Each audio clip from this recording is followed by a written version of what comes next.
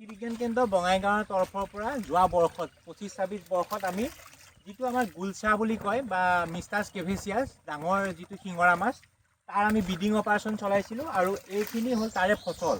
এই বছৰ এইখিনি মাছ আমাৰ পোনা উৎপাদনৰ কাৰণে আকৌ প্ৰস্তুত হৈছে। এইখিনি মাছ কৃষি বিজ্ঞান কেন্দ্ৰৰ লগত আমাৰ জয়দেৱ চৰকাৰ তেখেত এজন অগ্ৰণী মীন উদ্যোগী, তেখেতে এই গোটেই ব্ৰিডিং অপাৰেশ্যনটো চলাব আজি আকৌ।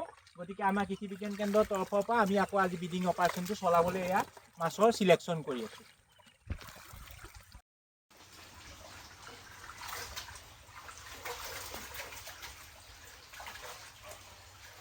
আজি 2026 চনৰ মে' 2 তাৰিখে আমি কৃষি বিজ্ঞান কেন্দ্ৰৰ বঙাইগাঁৱৰ তৰফৰ পৰা এই বছৰৰ প্ৰথমবাৰৰ কাৰণে আমাৰ যিটো গুলচা মাছ মিষ্টাছ কেভেচিয়াছ তাৰ আজি প্ৰজনন কাৰ্যসূচী আৰম্ভ কৰিছোঁ। গতিকে ইয়াতে আজি প্ৰায় 400 পেয়াৰমান আমি গুলচা মাছৰ আজি ব্ৰিডিং অপাৰেশ্যনটো চলাম। গতিকে কৃষি বিজ্ঞান কেন্দ্ৰৰ লগত সহযোগ কৰি আছে আমাৰ অগ্ৰণী মীন পালক জয়দেৱ চৰকাৰ আৰু তেখেতৰ সহযোগীসকলে। এই টেংকিবিলাক আপোনালোকে ইয়াতে দেখা পাইছে, ইয়াতে আমাৰ গুডাৰ্ছ মাছখিনি ষ্টক কৰা হৈছে আৰু আজি আমি ইয়াৰ ব্ৰিডিং অপাৰেশ্যন ৰাতিটো চলিব।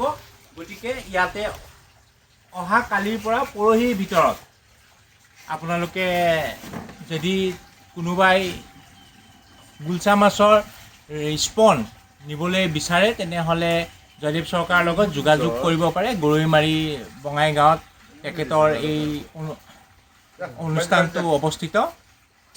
গতিকে কৃষি বিজ্ঞান কেন্দ্ৰৰ লগত বিগত বছৰৰ পৰা আমি এই জয়দেৱ চৰকাৰ আৰু তেখেতৰ সহযোগীসকলে লগে ভাগে কৰি পেলাই একেলগে ব্ৰিডিংবিলাক চলাই আছে। গতিকে এই বছৰো আমি আজি প্ৰথম গুলচা মাছৰ ব্ৰিডিং এইটো আৰম্ভ কৰি দিছোঁ।